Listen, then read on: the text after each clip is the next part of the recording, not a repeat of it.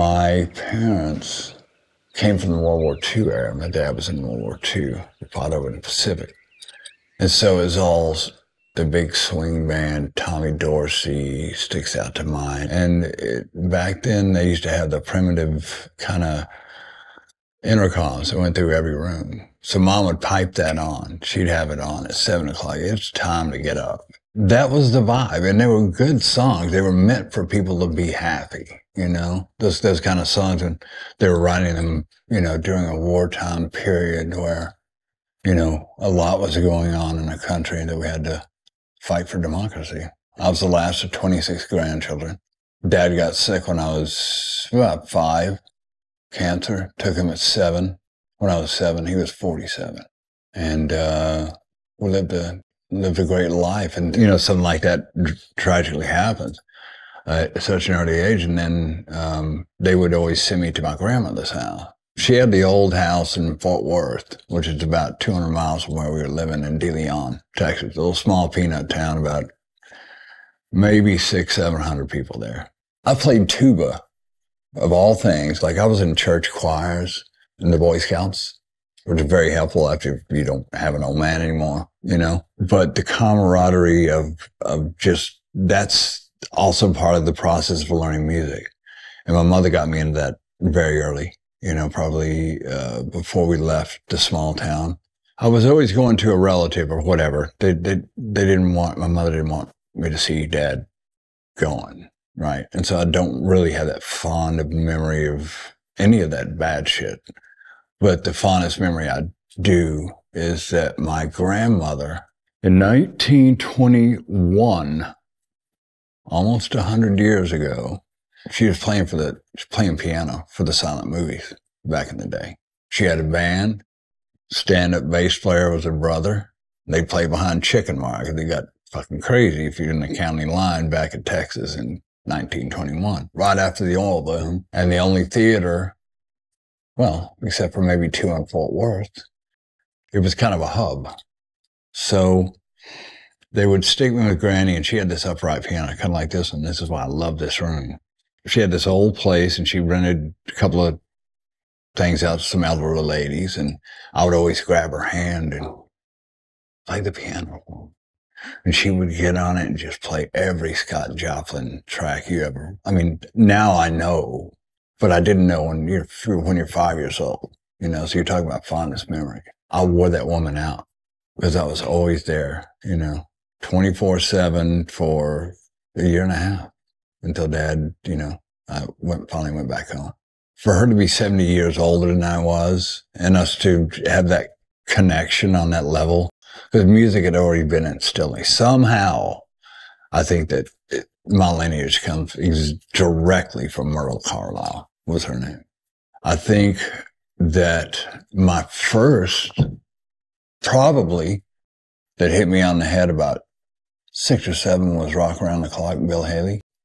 Maybe, probably something like that. I mean, my sister had it all, and kind of, I would notice kind of gradually, here comes, well, she kind of got tired of these records, right? So here comes the, you know, everybody had the Beatles' first 3 records, you know? I don't think anybody got Revolver, which is my favorite Beatles record. All we had was AM radio in Texas. And I had a little one with the battery-powered thing, and I guess I was maybe about 9 or 10 years old. And finally, something had come on the radio that just grabbed my attention, and it was Tush, ZZ Top. Little band from Texas that became, you know, bigger than life in Texas. When I heard that track, man, it just sent a spark up my spine. I was like, this just combined everything of what I'd just known in the last 9, 10 years of my life. Do you remember the first band that you played in when you're all 4 plugged in the same amp?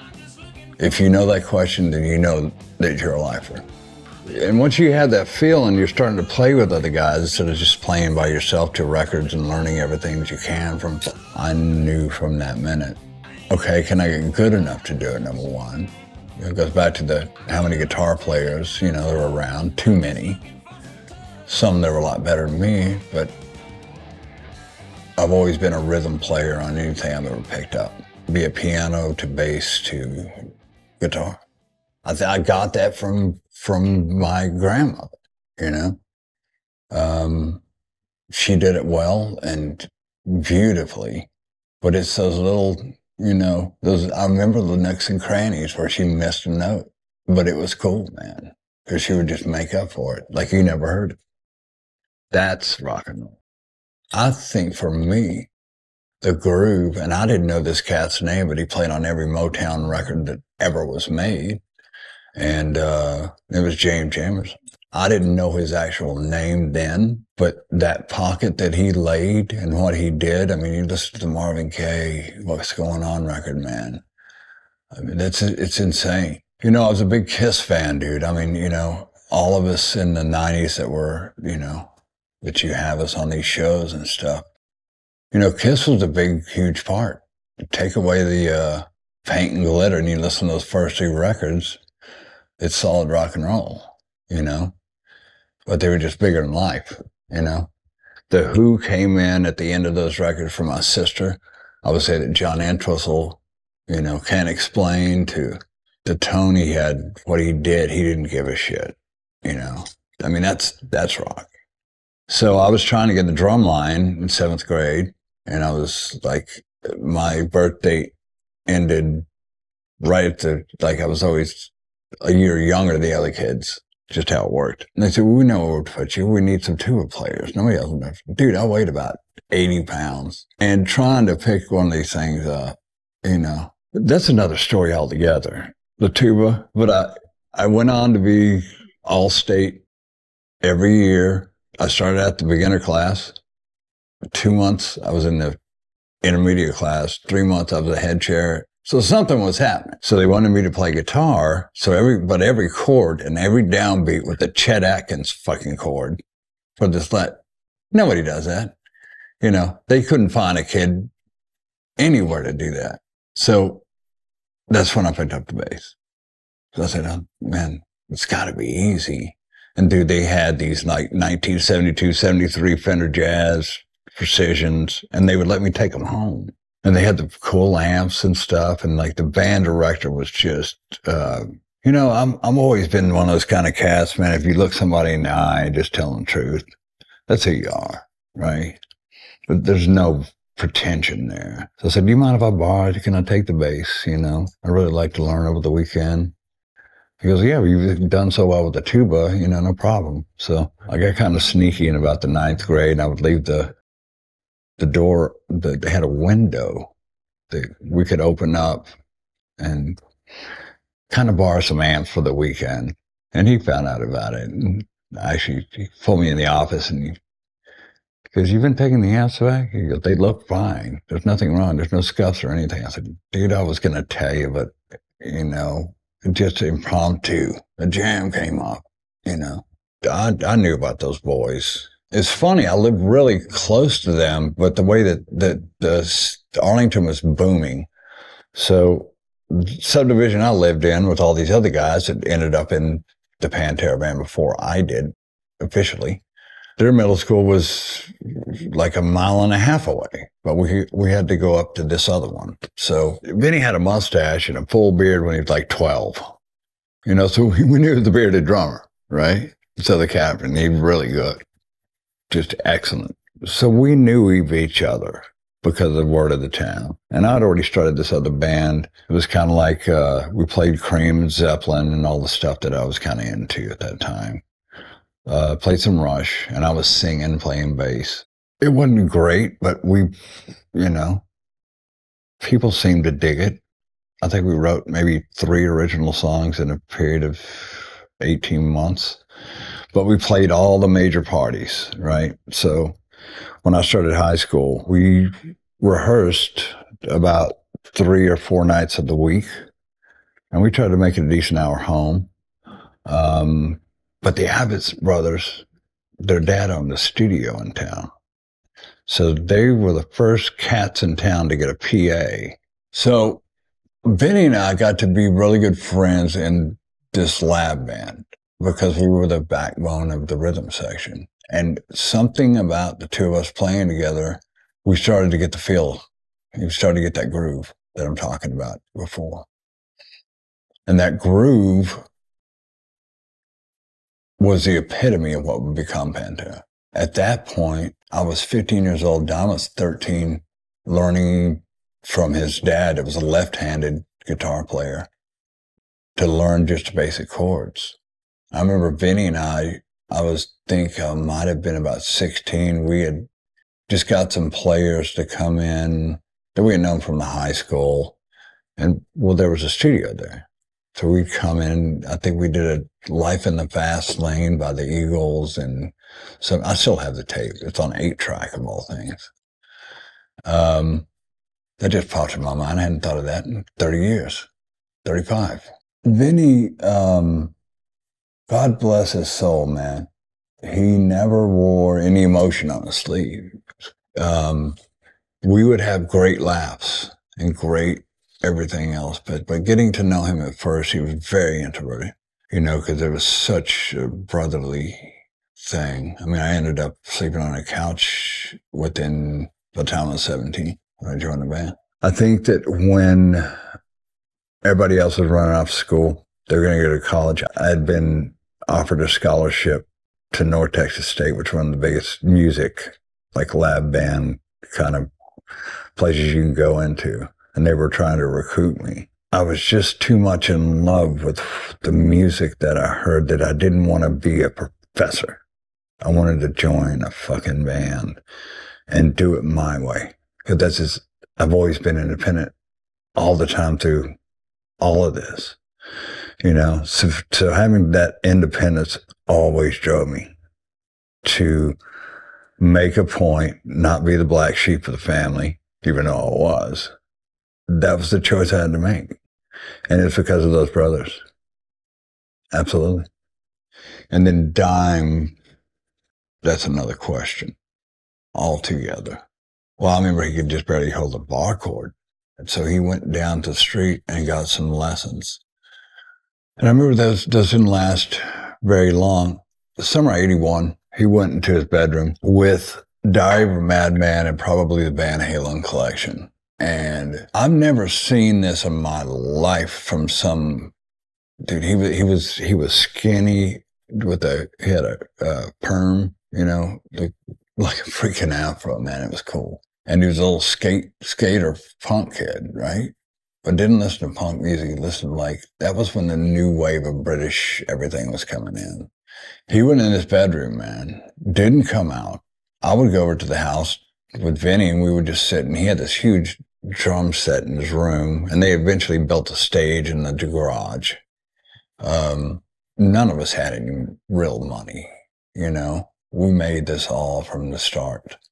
The only thing we had access to was to studio time that we had to pay for. So Dime comes out, this protege dude that I've never heard anything like it. He goes in the garage, and all of a sudden, when he came out of that room, it just inspired me to just oh my God, I got to keep up with this cat. Me and Dime were probably closer as brothers than I've ever known of a sister, right? We roomed together for 11, 12 years, We taught each other how to play, And then you have the backbone between the brother. Well, there's your foundation. And then we had this other singer, in the band that wrote good songs. And you got to remember, we're 17, 18, 19. We're playing at roller rinks, man. We'll take this prom. We'll take this bar mitzvah. There wasn't a whole lot of booking agents in Texas. So we kind of had to teach ourselves how to get into these clubs and where we were going to play. So we had to play cover songs, even though we were in the studio selling these records at the shows. And we had our own lights. We had our own PA, They got bigger and bigger. And actually, we made a hell of a living towards the end there. But with the first singer, just something was amiss. And me and Dom were listening to freaking Kill 'Em All, the first Metallica record. Had met James and Lars. They'd been stayed down at the house for about 2 weeks. We just jammed nonstop. Really cool. And meeting those cats were just a totally different world for us. That was such a great experience, So we needed somebody like that in the band. because Terry had decided he wanted to go to college. He didn't think that it was worth his time to spend and dedicate that as part of it, even as successful as we were starting to get. Pretty much the hottest little band in Texas coming up for kids that were underneath their 20s, you know. And they used to have guitar contests. And Dom won every one for like 6 years in a row. You know, they'd throw him a Charvel and a freaking Marshall, you know, or Gibson or whatever was the flavor of the year. They'd have them like twice a year, and they finally said, son, you can't be in these things. We want to give it to some other cats, you know. You know, this is about the same time that we were playing places like Hardy's in Houston and kind of branching out from the Metroplex, and had a small little crew that, you know, just guys that we had to teach them how to tune stuff. And as you can see, this is a family band, and this is something that we really focused on. In '86, we went and did a showcase in LA with this one singer we thought was just the best we could find from all over the country. We had talent scouts and everything. But anyway, this guy was not the guy. I mean, he couldn't last a week out in LA. So we went through about another 4 or 5 guys, and they were all home guys. And then we hear about this guy that played in this band called Razor White. Vinnie gets me on the phone, and he goes, man, I just talked to some dude, and he sounds just like Bon Jovi. And I went, what does that mean? That's just the way the brothers talked, you know. That means he had mojo. So I said, all right, well, what do you want to do? I said, I'll book him a ticket, whatever, you know. I was the only guy working in the band, pretty much. So I said, look, I'll book this guy down. Let's see if he works out. We got to do something. We just can't sit here stagnant, you know. This is the breaking point. Philip comes down, and I pick him up in the 74 Corvette and took him straight to the living room that we had set up that day to jam. And we played just about every Judas Priest song or anything that was current that we all knew. This guy was amazing. Looked the part. He was fresh 18. That moment when you get somebody after you just jam with 5 assholes, man, you know, that feeling was really, really cool. That's when we knew, oh shit, this could be something good. And so we had to get to know somebody from New Orleans. It's a totally different lifestyle. But he moved into the house in the bedroom right next door to me and didn't leave for 3 years. And we wrote all this incredible material. We did another record. We'd already had probably 6 tracks in the can, power metal, that went on to, we sold 46,000 copies of that record out of the backseat of our car. Unbelievable. That's how big, when Philip came in and how much star talent that he had. It went from playing to 1,000 people. We were playing 3,000 seats a night. No more of this cover shit. You know, it was, when Phil first started, we would play one set of covers for 45 minutes and play a full hour-and-a-half show, and then leave them with a bunch of, you know, beer drinkers and hellraisers at the end. Those kind of tracks. So that went from, then it was officially, we were doing our own stuff, you know, but none of that old stuff with that old singer. Y'all gotta get it together. This shattered, psycho, short break.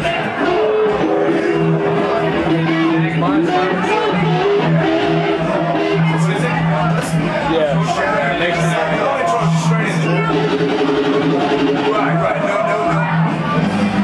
Look out, bud.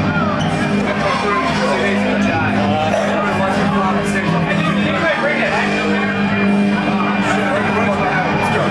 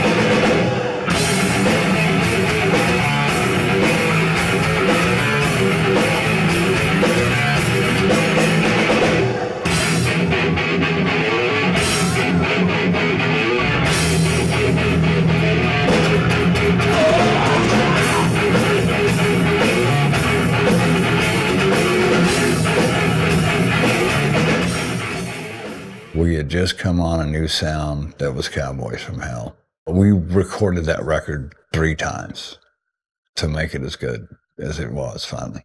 You got to remember at this time was when everything was changing from this glam era to like our playlist for anything from Merciful Fate to Faith No More to Bleach to that's when all this crazy insane music was going on. I think everybody was just tired of that glitzy LA crap. And if you take all those costumes and all that big budget production off it and go back and just listen to those songs, there's some pretty damn good songs on them. You know, it's just the way that everybody looked. So in Texas, to get even survive out of there, you had to wear that crap. So hence those records will never come out. As cool as I like to listen to them, because I think they're so good for 17, 18, 19, it was time to move on. So we had to, you know, with Philip in the band, it just took on a whole different sound because all the influences all melding together. It was almost spiritual, man, you know? It's like, oh God, we don't have to be stuck in this. Can we please get out? So we would take like private parties and stuff like that. And this guy named Mark Ross came out and saw us at a private party somewhere in Texas.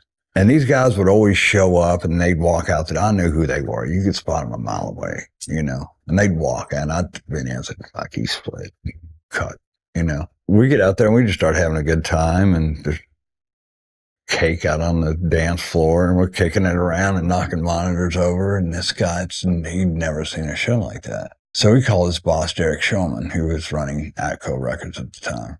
Set up another showcase in Fort Worth at our favorite club, Joe's Garage. And they had actually built this club to be twice the size to fit our crowds on Friday and Saturday night, right? Money's flying everywhere. Business is booming, you know. So we go in and Shulman comes down and Philip apparently, they had the fire marshals there and I think there was like too many people in the building. You know, when the boss from Atco comes down and Philip ends up in the back of a fucking police car for telling the cops to fuck themselves. We're going to play anyway, to us getting a record deal the next day, signed and sealed, delivered in the studio. Unbelievable. And that's the first 8 years. You know, like I said, we recorded that thing 3 or 4 times. And every time that we went back into, something new would come into it, you know? And so we knew that Dom and I knew exactly the direction of where that writing was going to happen, you know? And the craziest thing, we're breaking down from that, like literally tearing pieces of wall off the studio that Terry Dade had put in there because he wanted a big, you know, 4-on-the-floor sound. It was really isolated before that. Big, huge room. But Vinnie starts playing this beat in this Primal Concrete Sledge. I mean, Dom looked at each other and went, holy fuck. What's the last thing we just did? What tune? It didn't matter what tuning we were in. It just happened to be drop D. And there it went. As they're trying to tear this stuff down and get the fuck out. Everything that we ever did was captured on DAT tape. So like anytime the minute one of us walked in that door, there's a record button going. Terry and I have been just brothers since day one. You know, when we were picking producers we had Max Norman in for a while. He couldn't keep up with the drinking, where Terry would kind of, you know, when this Dom would always go shot time and just Terry would do this, you know. But if you got busted, you have to do a double, right? So he got pretty smart about it. He just kind of sip on it. So we knew we had somebody that could, you know, Louder Than Love was probably, I still listen to that record with utmost just love, you know. I mean, it's one of those records, man, that changed me because it had so much of the Zeppelin element in it. You know, so much of that groove and just the new style. And Cornell was such a badass, man. You know, got to know him later on down in life. And having Terry come in, it just felt like a warm glove. We had already been producing our records, kind of. You know, Vinnie was a really good engineer, then learned from his dad. I think that to bring Terry in, he just kept the glue together. And as crazy as we could possibly, you know, it could get fucking bats nuts, but we would never record intoxicated. Unless, you know, it was late at night and Tom wanted to go for an overdub or, you know, just try something different. Or, that was never in any of the records except for Trendkill. We were always really straight-headed. We knew what that quality time when you're 4 on the floor, you have to have it together. And this band was so tight, there was no room for error.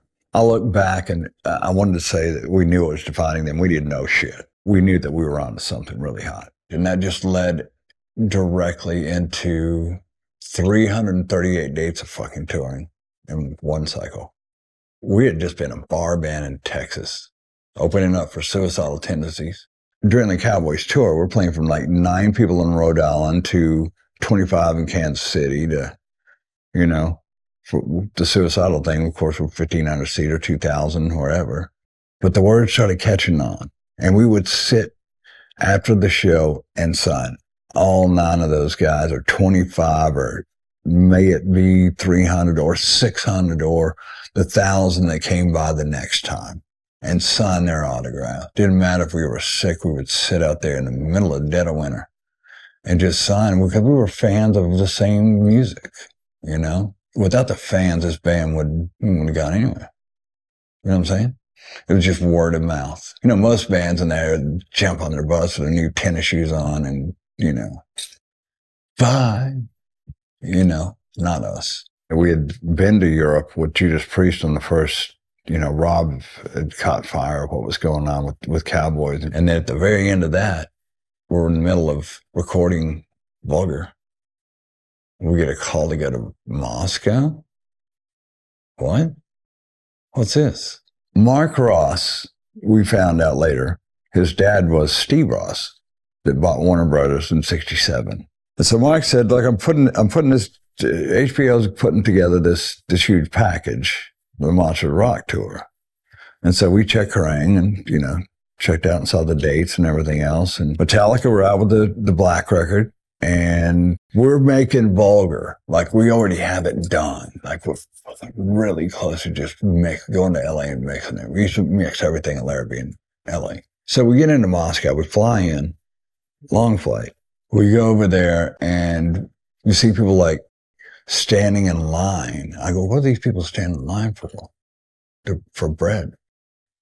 This was the end of the Soviet freaking Union. The coup had just happened. No more than 2 days before the plane hit the brakes.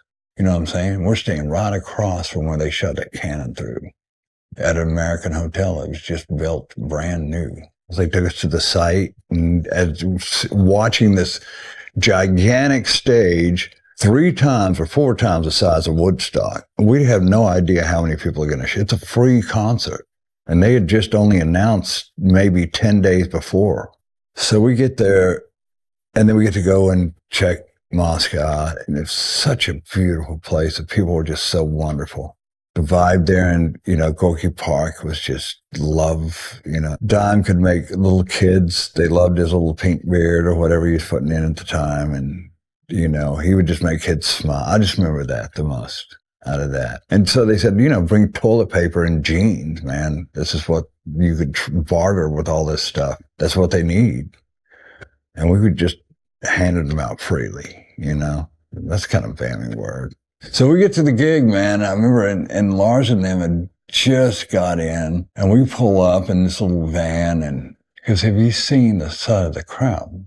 I said, no, we've been here for like the last 3 days, kind of checking it out. And people, they started camping. And I'm thinking, well, maybe there's 80,000, 100. This is going to be big. He goes, go look at the deck, dude. I've never seen so many people in my entire life. I've been to big events. I'm from Texas, you know, Cotton Bowl, Stones, you know. This is insane. And I got to get up on stage and open this crowd up. You better dig in. We didn't even think about it. We were so nervous. A bar band out of Texas or whatever we had done, a couple 1,000 seaters, whatever the fuck. Playing in front of this crowd. First time in Europe. We got out there and gave them the best that we could possibly do. And I mean, when I say give it to them, man, I was on my last dying breath when that last note was played. We were jumping around. We had to do something, you know. But that is the quintessential Pantera right there, that show in itself. Caught on tape. That's it. This is called domination!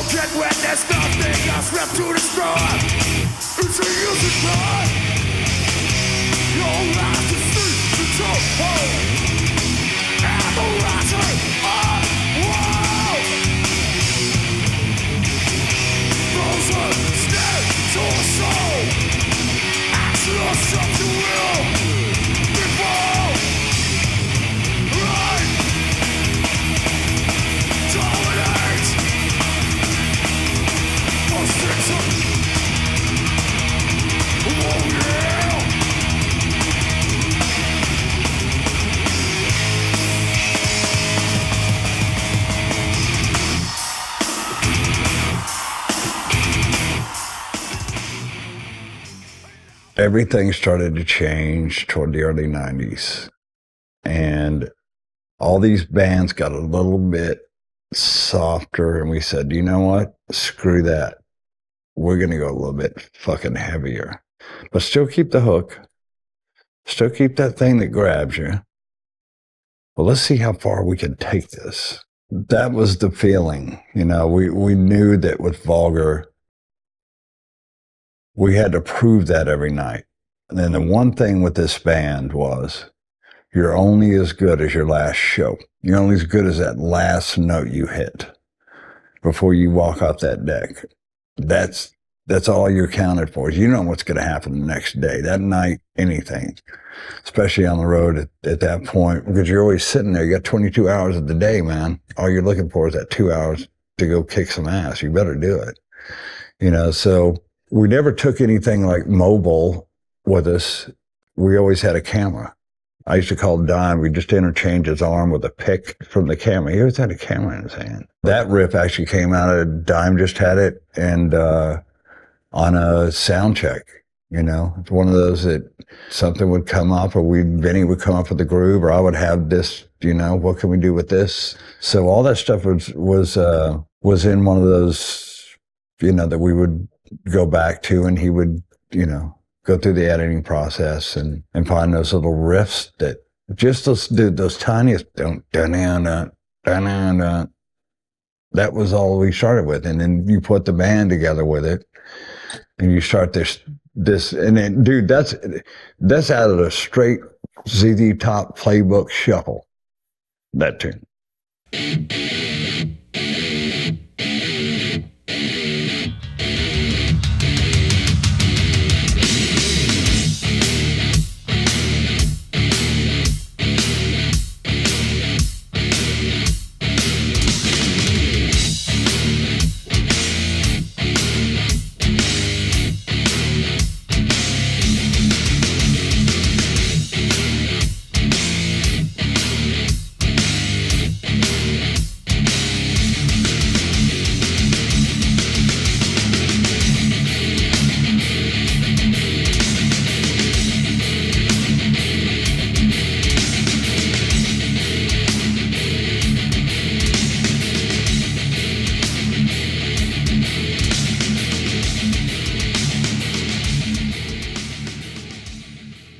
We were mixing Vulgar, and I I think we had a long evening, and I was probably taking a nap, and the phone rings, and I think it's Dom on the other end. He goes, "That fixed to premiere the first single off Metallica's record."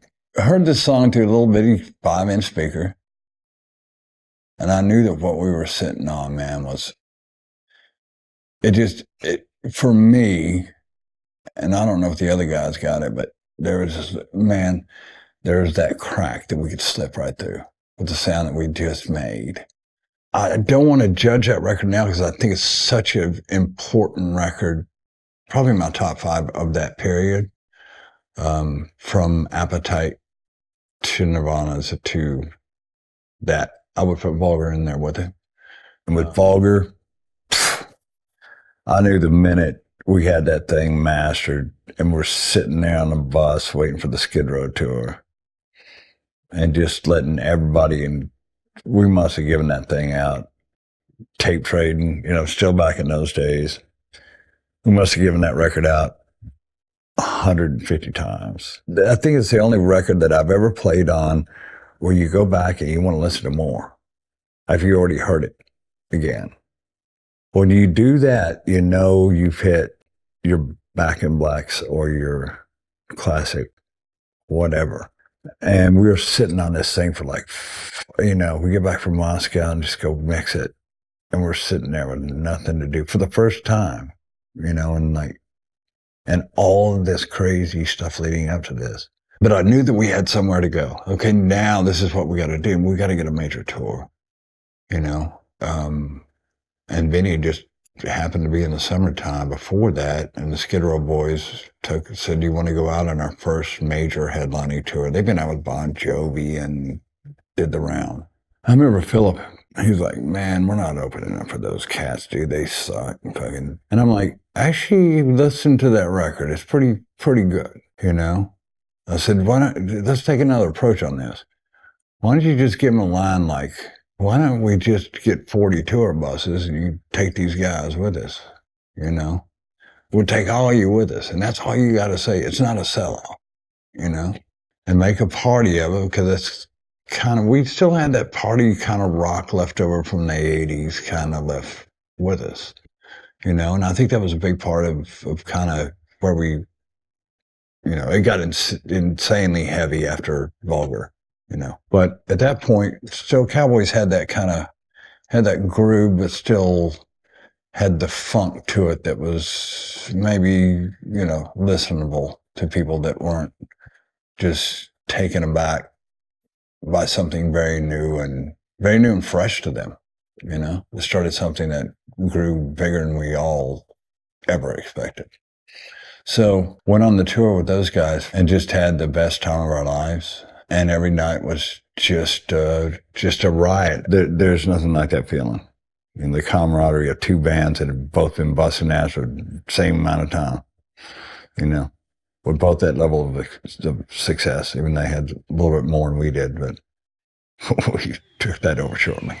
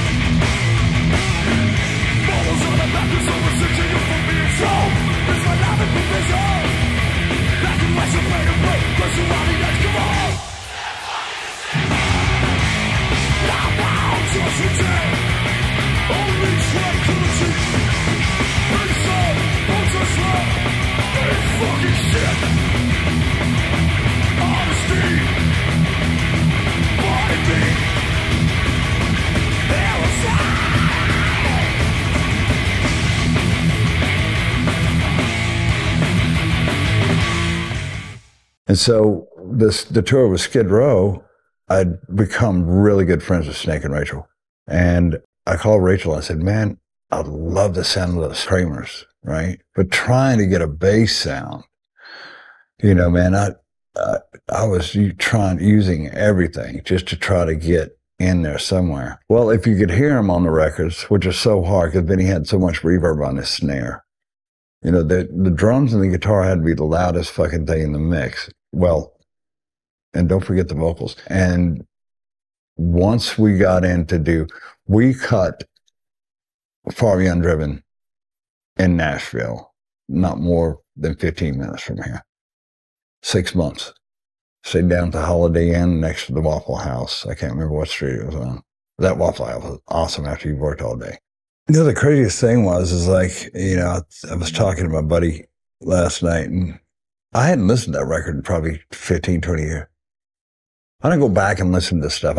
Yesterday doesn't mean shit. It's just another day, you know. Today's the day we got to deal with, right? For us, it was always we got to make this better than what the fuck we just did, you know? There's no point in doing that. It just becomes the riff. What does the riff allude to? And the openness of where we were going, I think, lent to that record. And then, you know, then it gets insanely fucking heavy, you know, in the other parts of those tracks. The song I'm thinking of is Broken. When you hear that ding, ding, ding, ding, ding, it just sets up everything. You come out with a punk tune, the very first song, Strength Beyond Strength, and something like that. I mean, we always put the heavy hitters right there on the front of the record, just knock your fucking socks off. There's nothing, no education, no family life, to all of my hearts feel safe. I just today, get gone tomorrow, be broken up gutter. I know the opinion, a broken record. Fuck you and your college stream, actors were stronger than all, stronger than all. At the same time, we don't want to, we're still trying to be as creative as we can. And as musicians, you know, you want to try different stuff. And so here comes the whammy pedal, that record. Here comes the 5-string bass, that record. So everything just kept getting bigger and cooler, but you got to keep, you know, we just had a skeletal crew there, you know, just a drum tech and a guitar tech, and get out and fly, get in your cubby hole and write. Sometimes Phil would not come in for some of the writing sessions, and we were just experimenting with songs, you know. Well, is he going to dig this one? Or like Good Friends and a Bottle of Pills, and what that turned into, my God. You know, it's kind of antithesis of a joke, but it's not. But it was, you know, experimental. And I think that's what led us into the next record. But having that success, that being said, before that record came out, Warner gave us the jet, the Time Warner jet, to go and hit about 18 different cities in 11 days. So we were hitting 2 or 3 a day, different cities. It cost a fortune for that. But we're doing 2,000, 3,000 kids per store a day. And then, of course, anytime you get Dom into a music store, he would have to get a box and go and just get everything out of there, put it in the box, take it back to the hotel. Then we'd have to put it on the jet the next day. It would get out of control. When we got to hit the jet to the next city, dude, we catch the next store, you know. But that was a machine. They knew what they had. They knew that this was going to blow. They put the guns behind it. That's the only time in this record business that I felt I was ever in. You know, other than that, we were on our own. We've always been DIY, did it ourselves anyway. And that's the way we always took that just common approach. Vinnie used to have these 10-foot drivers just to get up on, so we'd have to have stilts just to kind of get up close. But I remember the first one they built it way too high. I think of that 10 by 10, the 8 feet up, like one of those Peter Criss things. And Phil just would get up there and just jump off that motherfucker. And look, just like me, we were both born with, you know, walked in like chickens, you know, chicken legs. So after you're jumping up 20 feet in the ground, well, you're going to crack that ass when you come down on it, you know. I wouldn't jump up there and get that damn high, but he was a singer. And I think that was part of the pain. I think there were other issues that caused the other parts of what went down a little later. I went with him to go get MRIs, and his back was fucked. So I can say that. Now, as far as a doctor prescribing you drugs, or whoever's prescribing you whatever, I'm not going to talk about that. That's up to him. You know where the 3 comes from? You know, everybody has the 3 and the 333 and all that stuff. That was me and Dime sitting around a airport one day waiting for a plane for like 5 hours. And he goes, man, watch how many people stick their finger in their ear. Let's count them. Or stick their finger. That's just how crazy that dude was.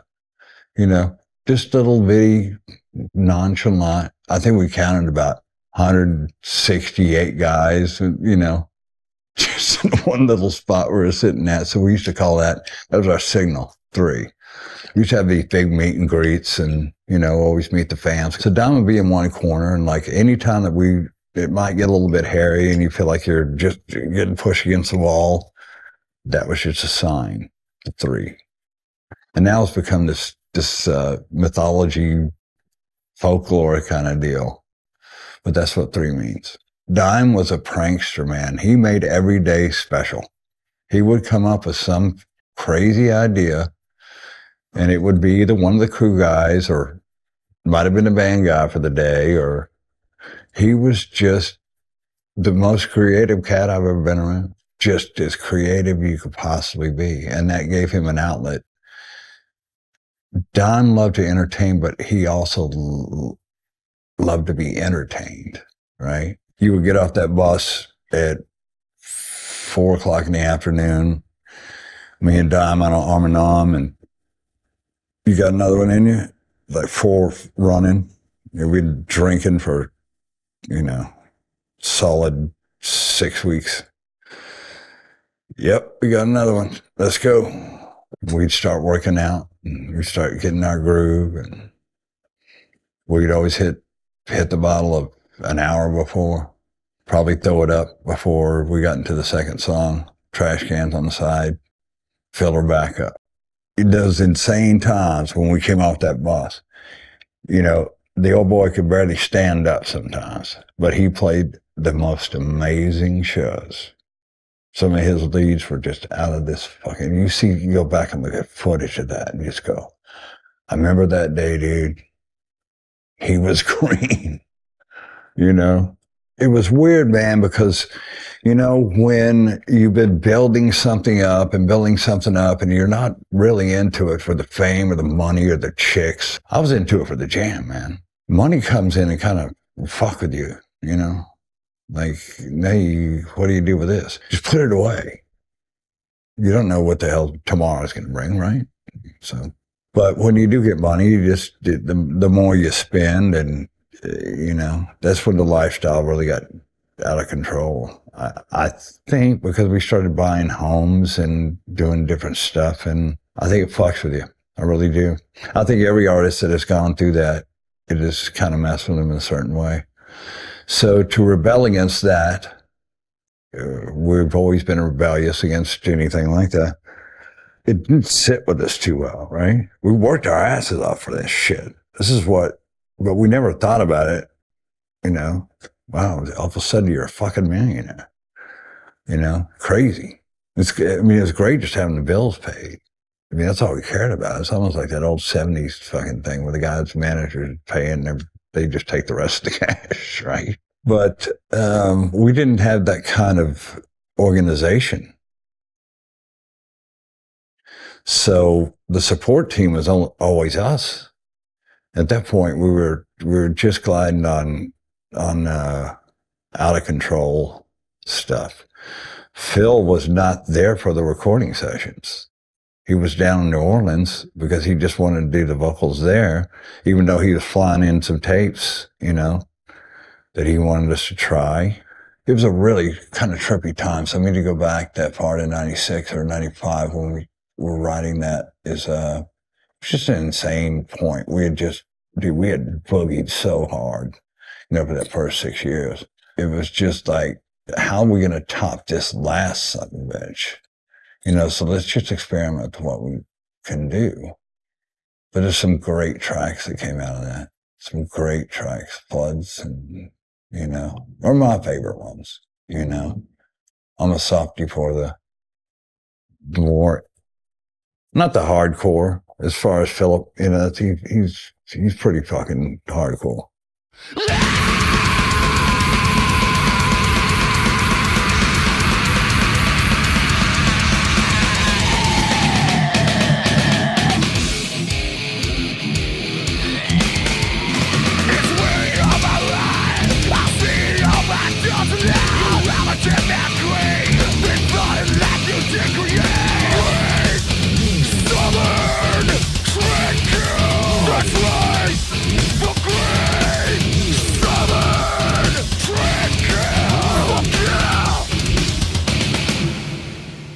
But it's a very experimental album, and it led us to all kind of different things about, okay. And then after that record came out that we toured for 16 months, all of a sudden the doors we just got offers and offers and offers to do like Kiss.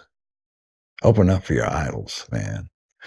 Got to do some shows down in South America with them. Then we put a live record out in the middle of that. And then we go out for that, and then we go out for the Black Sabbath reunion tour, which is the godfather of all. You've hit your mark there, buddy.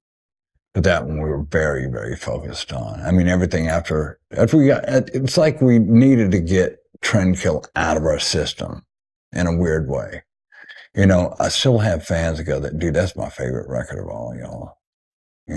It's weird. Because it's not mine. And I don't know if it was just the fact that I wasn't there. It's not that I ever missed it, but we had built our own studio. So all of a sudden, we're not in a structured environment. We had an assistant engineer, or we had an engineer. And then Terry would go get Phil to finish whatever we did. So there wasn't a whole lot. I mean, still again, in the studio, we didn't drink, but we were just trying different sounds. It's one of those things, man, after you've been solidifying structure in these first 4, we had to make something fucking slamming. That was the integrity of the band. And we just went the other fucking way. We went as far as we could push it.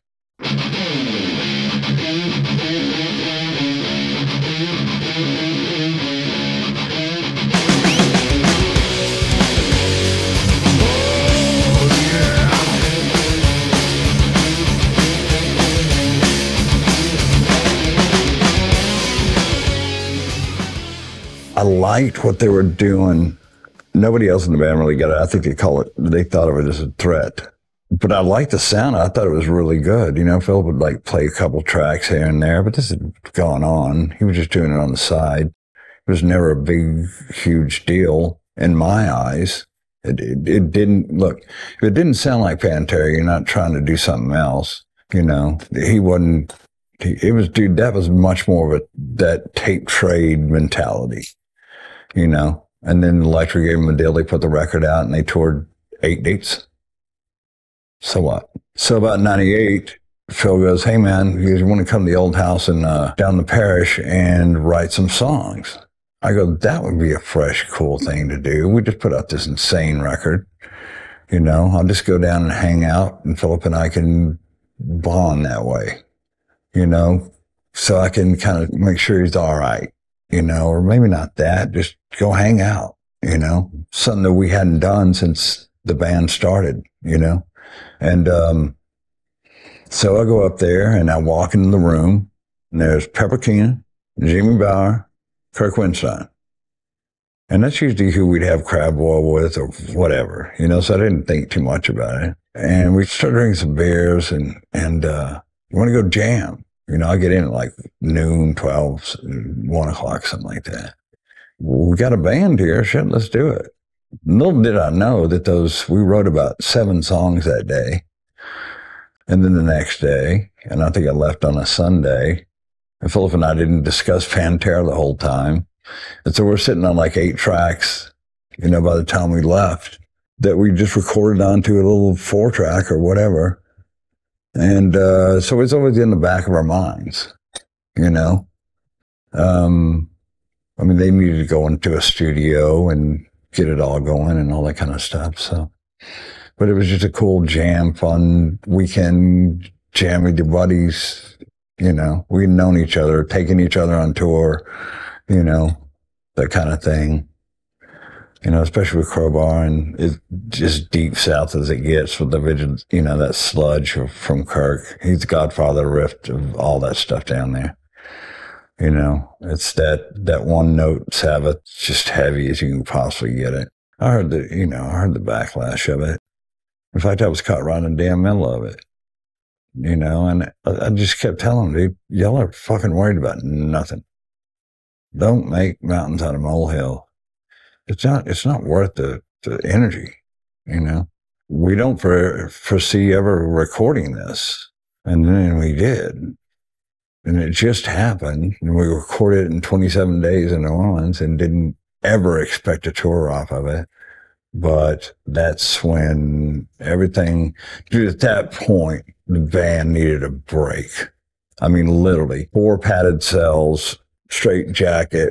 But even at that point, you know, I'd ask Dime coming off the road, we would sober up for 2 or 3 weeks, you know, like, because it had gotten to that point. We were just drinking way too much, even off the road, you know, because Dime about that time was hanging out with David Allen Coe. You know, you talk about 2 peas in a pod, out of their fucking minds. The old outlaw country guy. And so they called me, hey man, you want to come down and meet this cat named David? I said, yeah, I know who the fuck he is. So we were kind of moving off in different places. When we came back for that last record, man, it's the most focused we had ever been in our entire career. I remember that the first day we went in, Dom had a riff tape, and Philip had actually come down and was going to live with Dime while we recorded this record. We had to rethink some of the stuff that we were doing because, you know, we'd been on the road that long and then hitting that. We wanted to start something fresh. And I don't know whose idea it was, if it was mine or somebody. Okay, what's your 5 favorite songs that we've done in the last 10 years? Right? Let's all make a list of like the 5 songs. And Philip kind of goes, you know, instead of making this list, why don't we just make a anthem record? You know, we know what the walks are. We know what the stuff that's going to be good. And we started cutting that thing. It was that old familiarity that crept back into the band, into the room, you know, that was just so positive and so free and open. And it felt like going back to the Vulgar days when we were like hitting it, just nailing it, you know. Some people call it our weakest record. I disagree. I think it's I would put that up next to Vulgar any day. So we'd start working at 1 o'clock in the day, and we weren't partying or anything, you know, just getting after it. And then Phil would come in and, you know, put his suggestions in the afternoons. You know, we pretty much had the track. I mean, dude, we were so tight. We just nailed whatever we wanted to. All I had to start out with what key to start in, right? And that was another thing with the 3, you know, 3 could be the 3rd chord, or I'd always hit down with that. Taking that and just going back to what you do the best and try to get that into a record that's going to be solid. We probably could have worked a little bit longer on that, but it's still man, every time I listen to it, and I couldn't listen to it for a long time because that was the last thing we did. So it was rough. You know, but for going back and listening to that record and, you know, goddamn, it's a sledgehammer, man.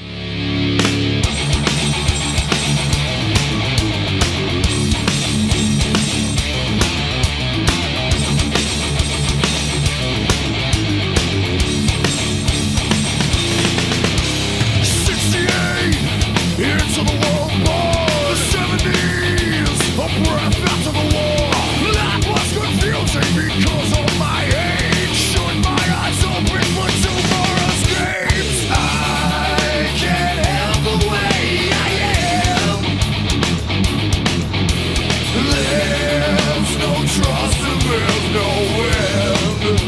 What is my name? It's time to change. It can't stay the same. Revolution is my name. It will never change.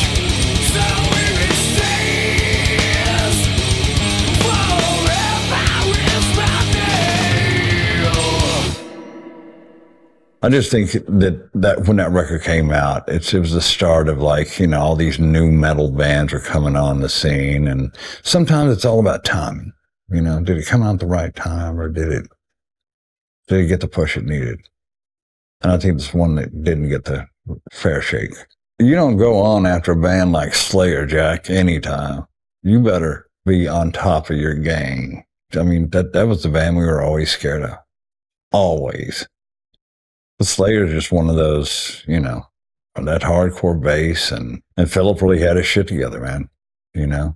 Well, we had a whole new stage set up and fire shooting out of fucking everything we told ourselves we never do.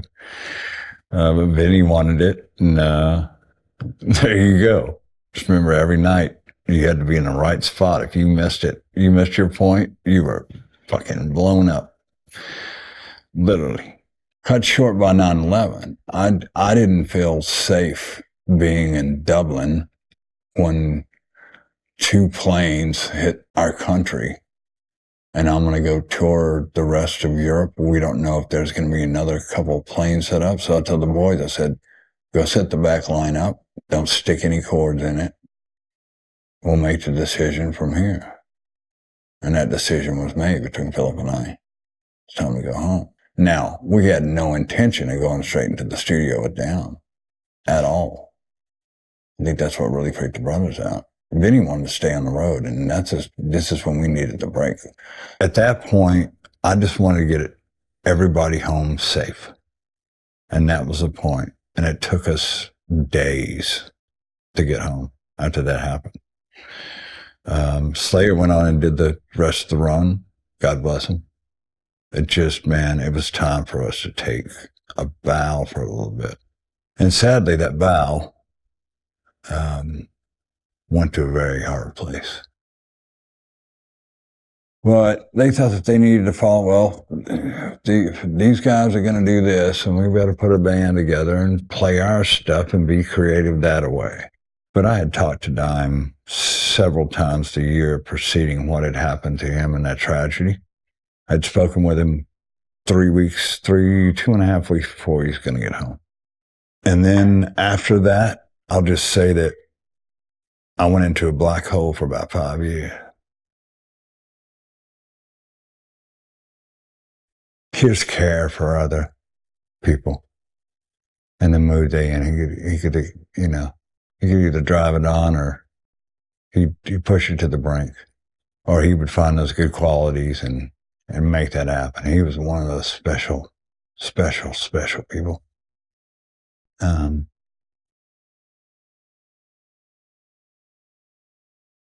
Emma.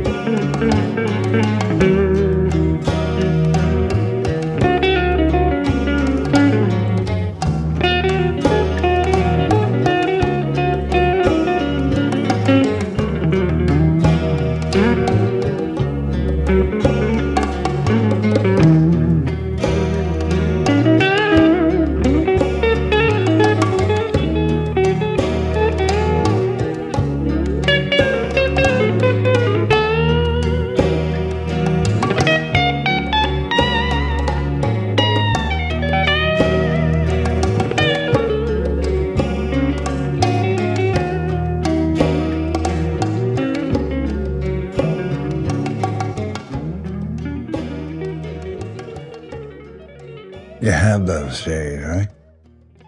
Just talk about this band, you know. We stayed in touch until 2005, and Phil called and said, man, Pepper wants to go do a 3-week tour of Europe. What are you doing? After I told Vinnie that, he shut the door, man. But, you know, the Phil thing with oh man. Yeah, it just got gnarly, and we needed to separate from each other for a while. We'd been breathing each other's shit for fucking 20 years. Well, I had with the brothers, and when I was trying to get the way, I was right stuck in the middle of all of it. You know, and I'm like, we have never gotten this far. We don't talk about that shit in the fucking press, fellas. Told them both. He just would not have anything to do with Philip. Period. He thought that was the reason his brother was dead. I disagree with that. I think this is a nut that already been out there and planned and premeditated every damn movie he's gonna make. People want my reaction to what happened. This is not about me. This is about Dimebag Darrell. Purely Darrell. My brother of 17 years, who are Pantera's music changed people's lives, man. We weren't just some band. He was not just some guitar player. I want to say, bless his family and all of his close friends. And I never got a chance to say goodbye in the right way, and it kills me. And I'm so sorry. Vinnie Paul, my other brother. I'm so sorry. I'm so sorry.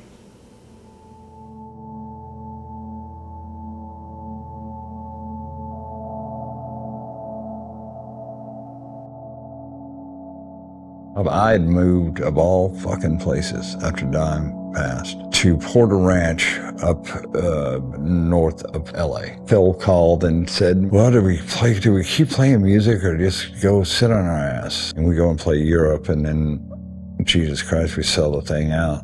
Turned into a bigger thing than we thought it was going to be. And so here comes the operas again, you know? I'd rather jam, bro, you know? I don't know any other way to do it. Do that for another 4 years, you know, after you just went through the shell shock of everything else that had just happened to your life. Vinnie and I we would exchange pleasantries over, let me just put it this way. I know he loved me, and I loved him. That's all I need to know.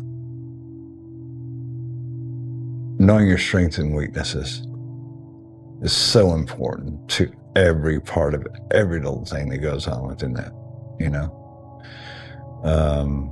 Not step on people's shoes unless they need to be stepped on. You know, from one of the bands that were probably the hardest on each other that ever existed, you know, I think any good band is like that.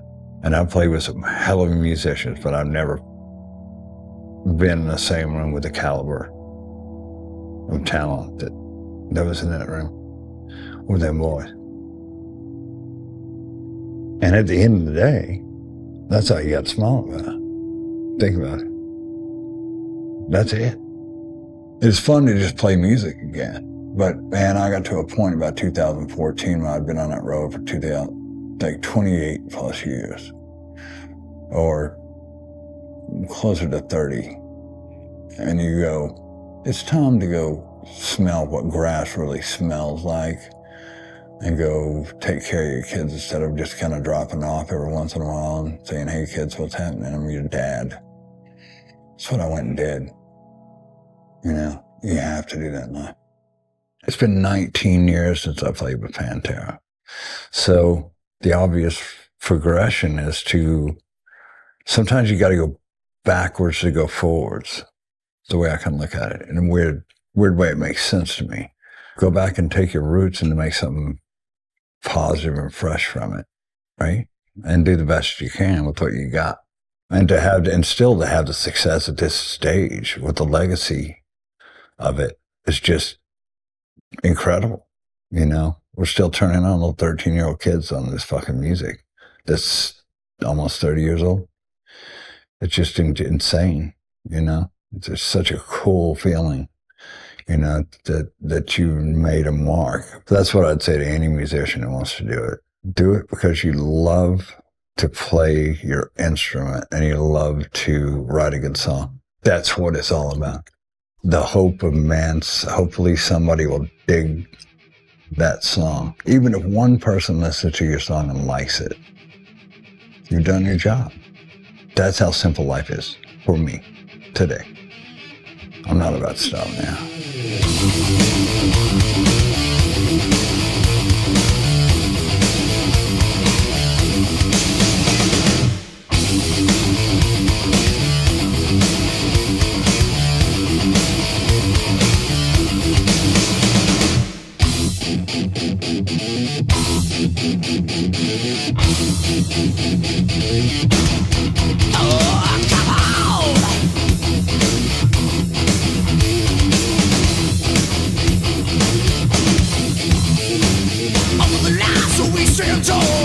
Nobody touches us at all. Shout out, shoot out, spread fear within without a limit that attack. What's off the wheel? Spread the word throughout the land. They say bad guys wear black.